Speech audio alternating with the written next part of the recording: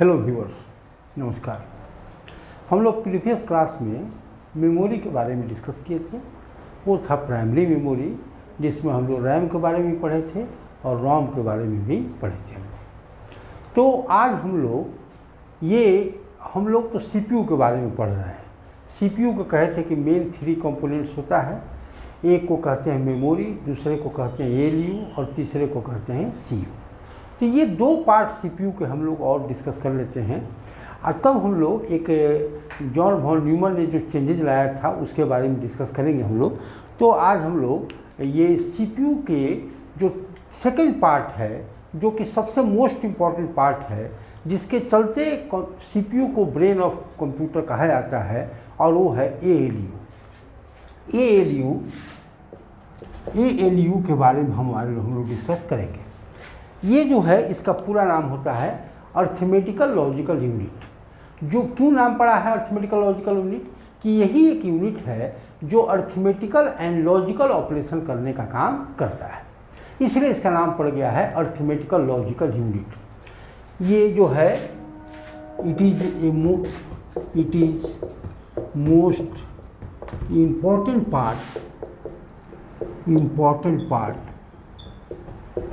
part of CPU which does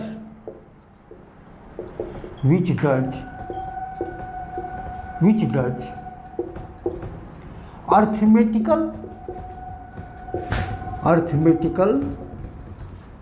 and logical operation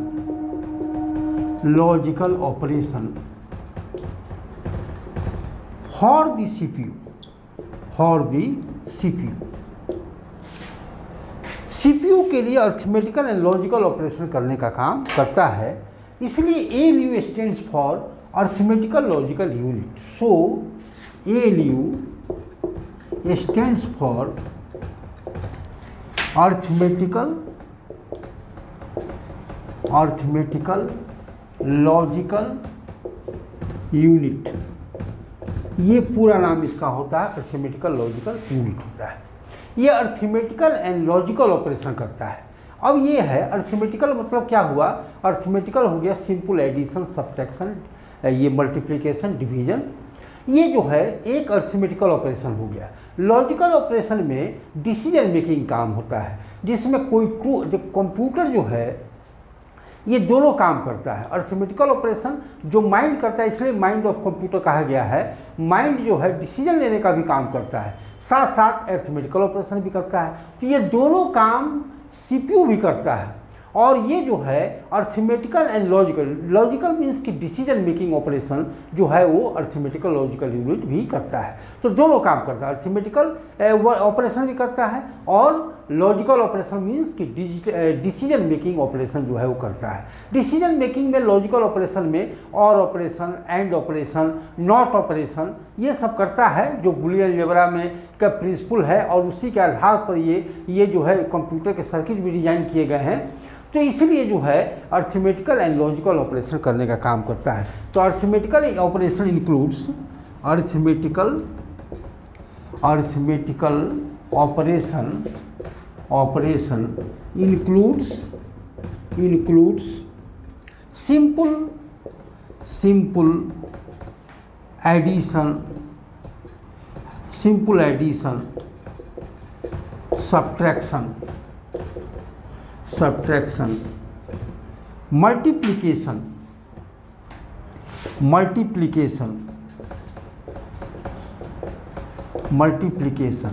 and division operation,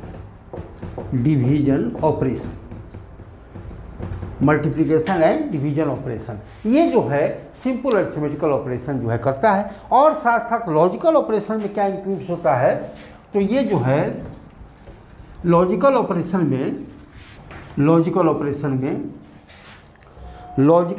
includes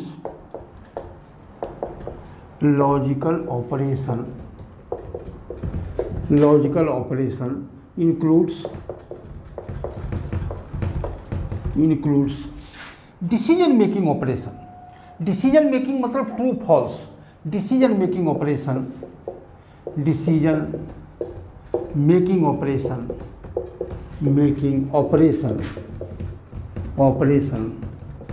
bye checking true and false, by checking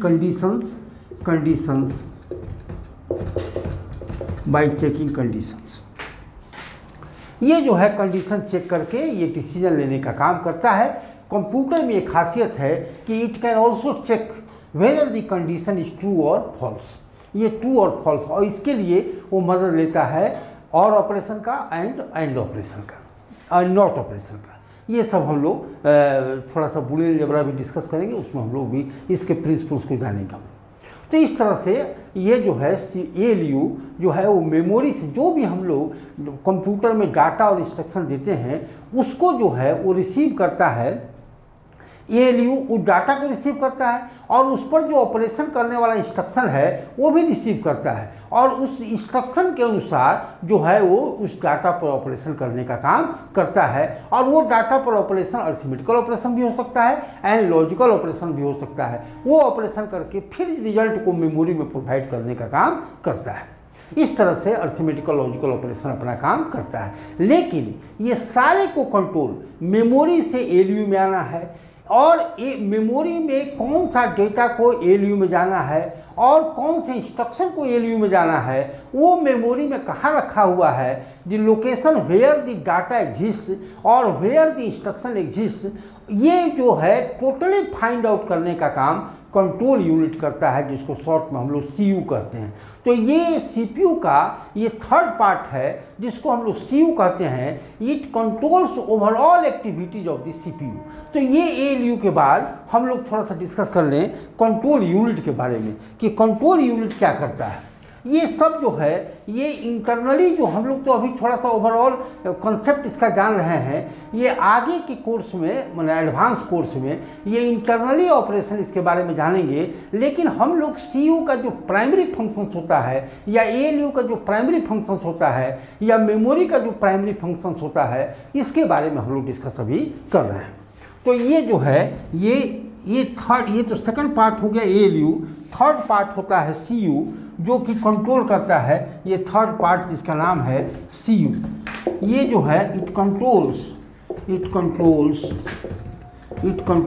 overall activity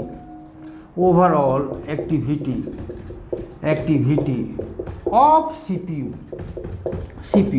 CU stands for control unit. ये जो है stand करता है control unit, इसको control unit करते हैं। ये सारे एक्टिविटी को कंट्रोल करने का काम करता है। इट ट्रैक्स, इट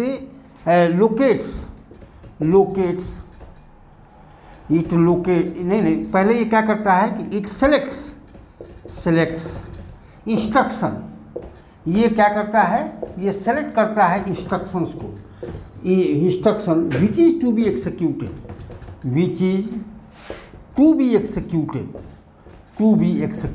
फर्स्ट, जो कि एग्जीक्यूट होना है उसको सेलेक्ट करने का काम ये पहले करता है। एंड देन इट कैसे CU काम करता है इसके बारे में हम लोग डिस्कस कर रहे हैं। Then it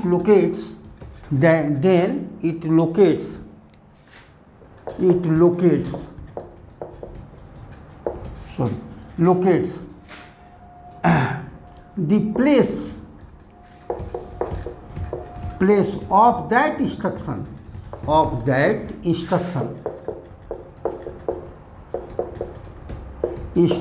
in memory and fetches it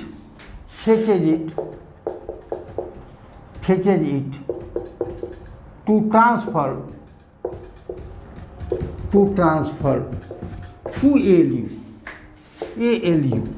पहले वो इंस्ट्रक्शन जो सेलेक्ट करता है कि जिसको एक्सिक्यूट होना है और उसके बाद उसको लोकेट करता है कि मेमोरी में कहाँ है वो, और वहाँ से वो फेच करता है। फेच कहते हैं कि वो जो मैंने स्लिप मोड में जो है उसको एक्टिव कर देता है और उसको खोज करके निकाल करके रख लेता है। जैसे फेचिंग कहते हैं, ये जो है जैसे अंडे में से चूजा निकलता है, तो उसी तरह मेमोरी में से इंस्ट्रक्शन निकाल करके और उसको ALU में डाल करके उसको एग्जीक्यूट कराने का काम को हम लोग फेचिंग कहते हैं। तो ये जो है CU करता है कि पहले इंस्ट्रक्शन को सेलेक्ट करता है कि कौन सा इंस्ट्रक्शन एग्जीक्यूट होना है, उसको लोकेट करता है कि मेमोरी में है कहाँ, और वहाँ से वो उसको फेच करके और ALU में ट्रांसफ़र करता है जो एग्जीक्यूशन करने का काम करेगा। लेकिन वो एग्जीक्यूशन करेगा ऑपरेशन के लिए, तो जो वो ऑपरेशन जिस डाटा पर करना है उसको भी सेलेक्ट पहले CU ही करता है। अच्छा ये again CU selects data on which operation will be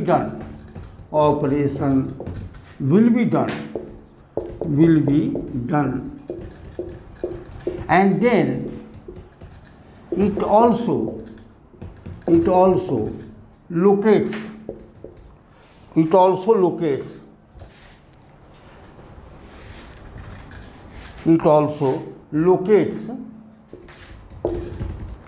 that data in memory and again and fetches it to ALU and execution ALU, and then operation started, and then instruction executed, instruction is executed to operate that data, तब जो है instruction execute होता है, वो जो है operate that data, ये जो है उस डाटा पर ऑपरेशन करने के लिए तब इंस्ट्रक्शन एग्जीक्यूट होता है। इंस्ट्रक्शन को पहले फेच करता है, लाता है ALU में, उसके बाद डाटा को लाता है और उसके बाद इंस्ट्रक्शन एग्जीक्यूट होता है और तब जाकर के ये काम, ये हम लोग पहले वाले वर्जन में पढ़ रहे हैं हम लोग, लेकिन यही काम होता है। लेकिन आजकल कुछ तरीका इसका नया हो गया है। जब जॉन वॉन न्यूमन ने वो स्ट्रक्चर क्रिएट किया, आर्किटेक्चर क्रिएट किया, तो ये जो हम लोग डिस्कस करेंगे, लेकिन मेन फंक्शंस यही है। थोड़ा बहुत उसमें जो है वे में चेंजिंग हो गया है कि कैसे आएगा और कहाँ रहेगा, ये हम लोग जॉन वॉन न्यूमन आर्किटेक्चर में कुछ चेंज किया गया है, जिसको हम लोग इसके जस्ट बाद हम लोग इसको डिस्कस कर लेंगे। यही ऑपरेशंस है, लेकिन थोड़ा सा वे चेंज हो गया है। तो ये जो है CU का काम होता है, ये लोकेट करता है पूरे ओवरऑल एक्टिविटी को, मेमोरी को भी कंट्रोल करता है और साथ साथ ALU को भी कंट्रोल करता है कि कौन सा इंस्ट्रक्शन ALU को करना है, ये डिसाइड करने का काम कंट्रोल यूनिट करता है। कौन सा डाटा पर ऑपरेशन करना है, ये भी डिसाइड करने का काम कंट्रोल यूनिट ही करता है। तो control unit plays a master role in this CPU में वो मास्टर के रोल में रहता है, जो पूरे एक्टिविटी को कंट्रोल करने का काम करता है। इस तरह से हम लोग CPU के 3 पार्ट हम लोग जो है मेमोरी जाने, ALU जाने और CU जाने, इस तरह से CPU हम लोग जो ब्रेन ऑफ कंप्यूटर कहलाता है, ये हम लोग जान लिए। जो भी है थोड़ा सा ओवरऑल हम लोग पूरा इसका स्ट्रक्चर जान लिए। अब हम लोग जो थर्ड कंपोनेंट है वो कीबोर्ड भी जान लेते हैं, और उसके बाद जो है हम लोग जॉन वॉन न्यूमन आर्किटेक्चर के बारे में डिस्कस करेंगे। तो ये हम लोग जाने, पहले हम लोग जाने मॉनिटर के बारे में, वीडियो के बारे में, उसके बाद CPU के बारे में जाने। अब हम लोग थर्ड जो डिस्कस कर रहे हैं वो कीबोर्ड, जो कि मेन इनपुट डिवाइस है, जिसके थ्रू हम लोग डाटा या instruction by pressing the key हम लोग इनपुट करने का काम कंप्यूटर को करते हैं, CPU को करते हैं। तो ये जो है हम लोग थर्ड कंपोनेंट के बारे में डिस्कस करें, जिसका नाम है keyboard. Keyboard also plays important role. जब तक डाटा नहीं कंप्यूटर में जाएगा तब तक ऑपरेशन का सवाल ही नहीं होता है, और डाटा इनपुट करने का जो सबसे मेन रोल प्ले करता है वो है कीबोर्ड। हालांकि बाद में GUI सिस्टम आया, लेकिन अभी भी कीबोर्ड का इम्पोर्टेंस उतना ही बना हुआ है। तो ये जो है हम लोग थर्ड कंपोनेंट के बारे में डिस्कस करें, जिसका नाम है कीबोर्ड ये एक्चुअली में टोटली ट्रूली इनपुट डिवाइस है, जिसके थ्रू हम लोग डाटा को या इंस्ट्रक्शन को सीपीयू में डालने का काम करते हैं, मेमोरी में डालने का काम करते हैं। ये एक्चुअली में इलेक्ट्रॉनिक बोर्ड है, इलेक्ट्रॉनिक बोर्ड है, और जिसमें बहुत सारे कीज रहते हैं जो इनपुट करने का काम करता है। It is an input device, it is an input device, input device.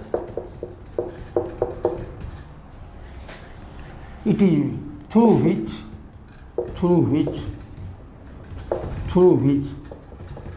data or instructions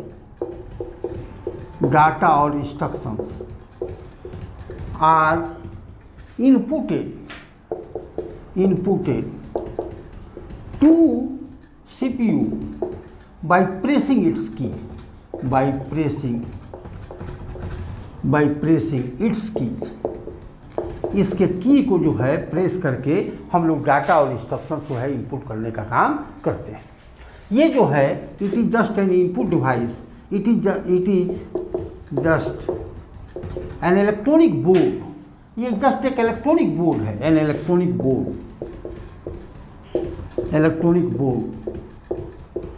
on which different keys resides,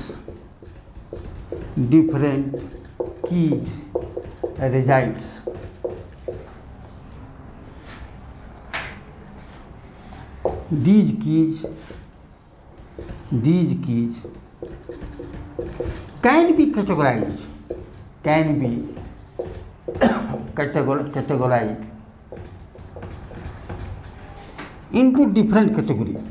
into different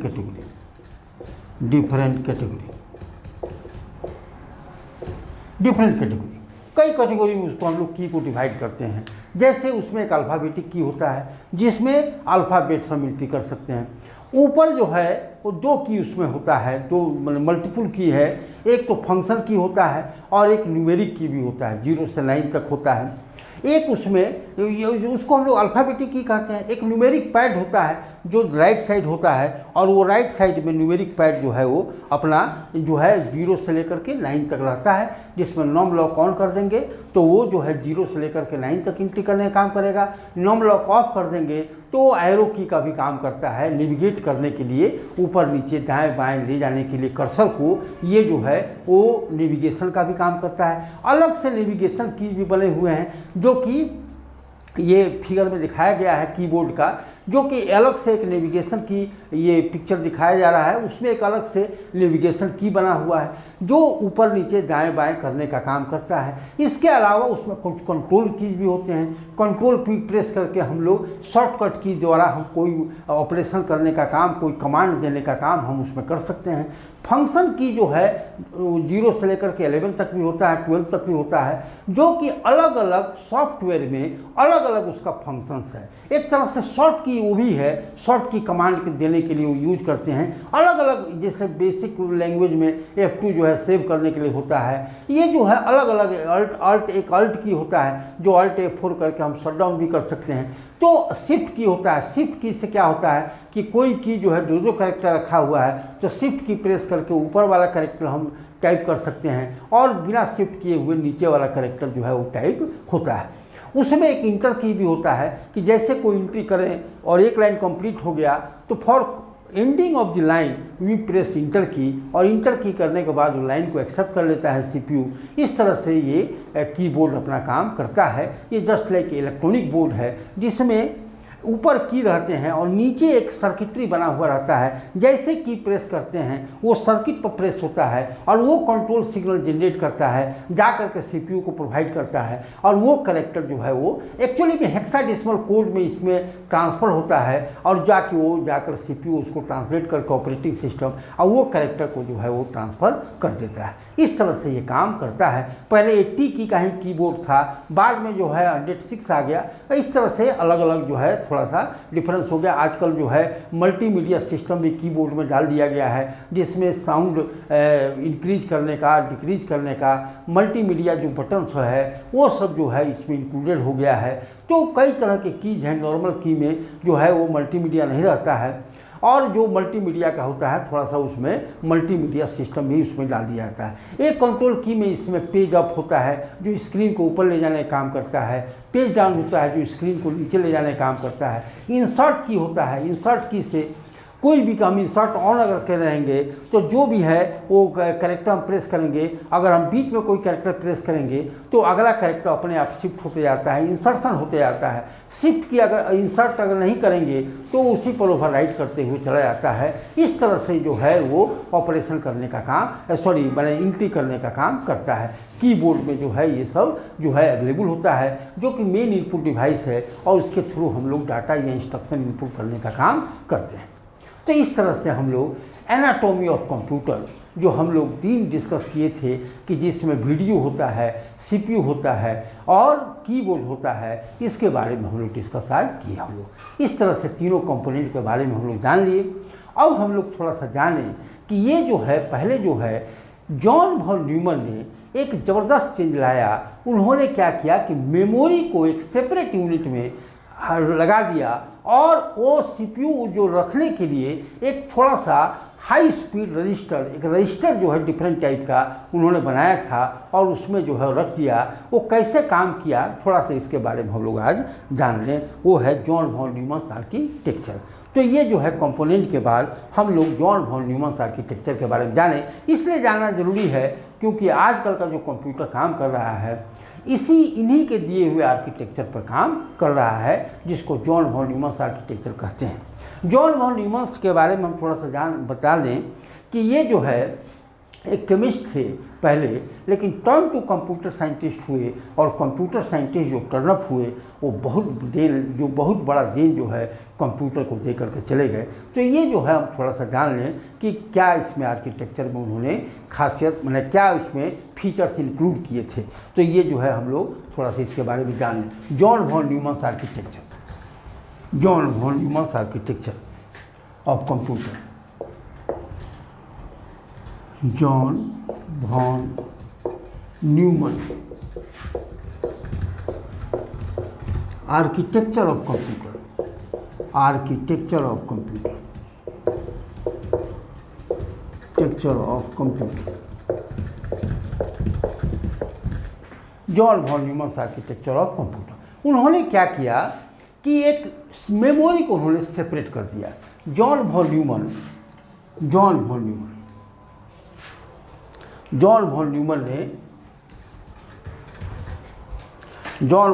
ने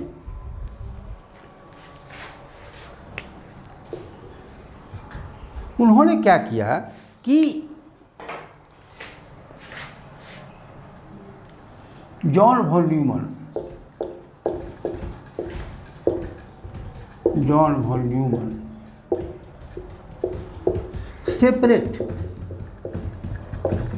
separate memory from CPU to make it independent, independent device,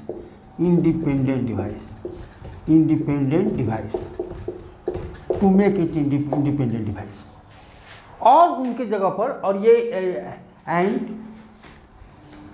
make it and it functions like following। It functions like following figure। Its function is described in following figure। Is described in following figure। In following figure। ये following figure में इसका function जो है वो डिस्क्रिप्टेड है। कैसे ये काम कर रहा था तो ये जो है ये उन्होंने क्या किया कि मेमोरी को उन्होंने सेपरेट कर दिया।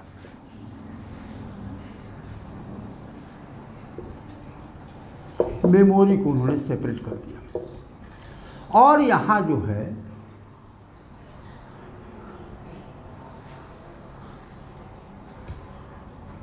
सीपीयू ला दिया, यहाँ सीपीयू ला दिया और इस तरह से डाटा इंस्ट्रक्शन जो है वो ये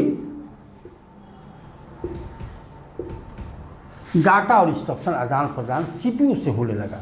और यहाँ जो है उन्होंने इनपुट आउटपुट डिवाइस को रखा।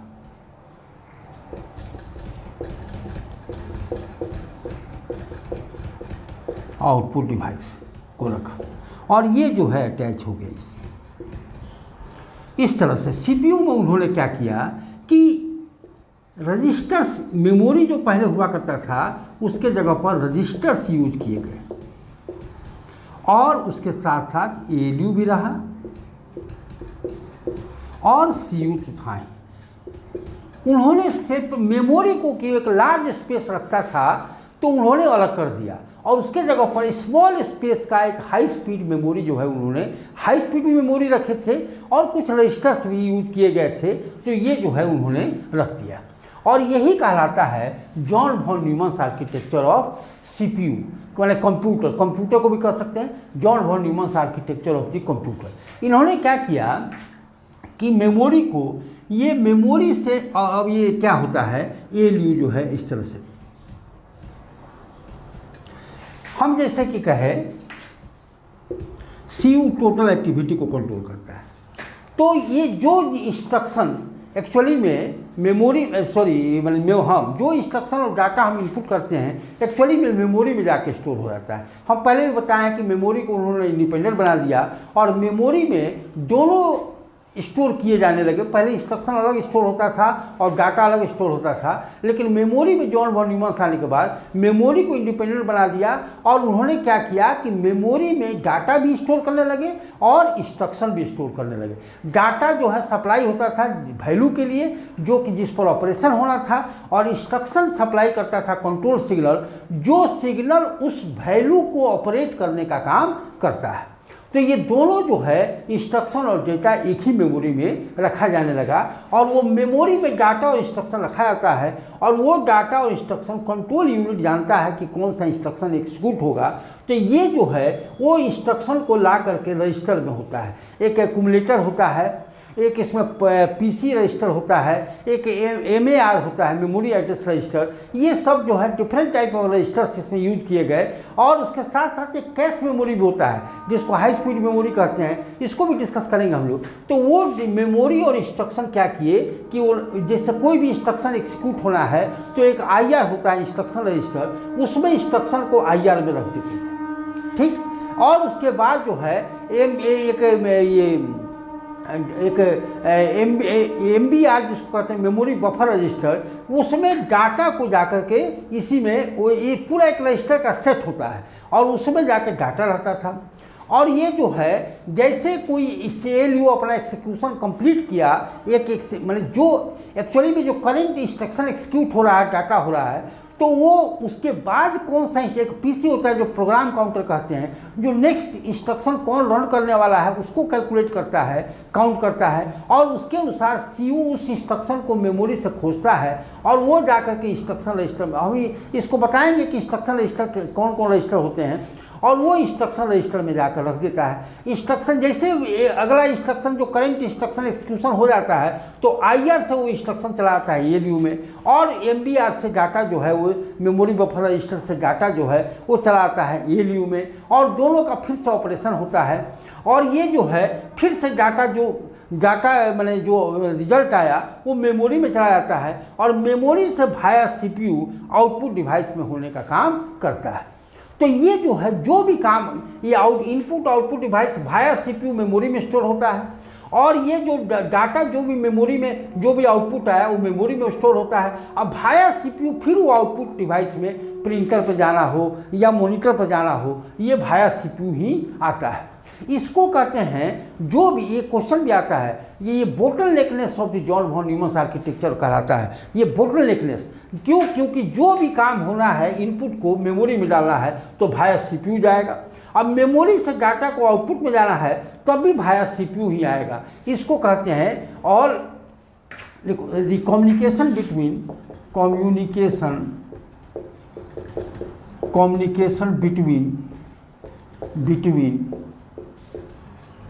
Input output device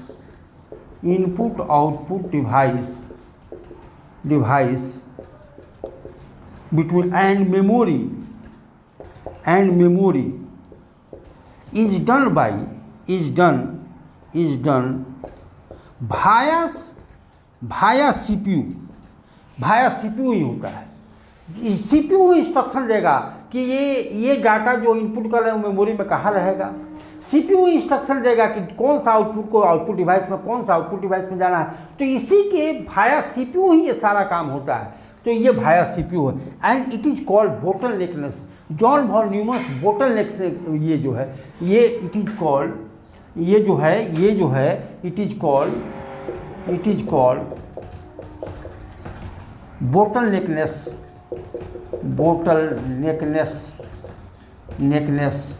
of John von Neumann architecture. John von Neumann's architecture.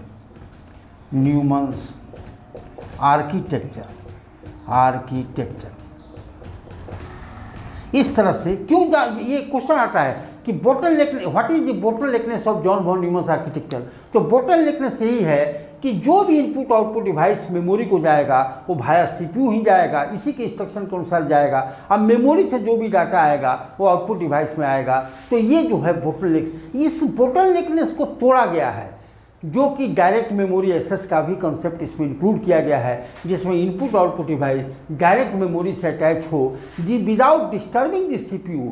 तो ये जो है इसको तोड़ा गया है, जिसको डायरेक्ट मेमोरी एक्सेस कहते हैं। तो इसको हम लोग थोड़ा सा नेक्स्ट क्लास में जानेंगे कि कौन कौन से रजिस्टर्स इसमें यूज किया गया और उसका क्या काम है, और कुछ हाई स्पीड जैसे कैश मेमोरी का भी काम हम लोग जानेंगे। नेक्स्ट क्लास में फिर से मिलते हैं हम लोग, तब तक धन्यवाद, थैंक यू।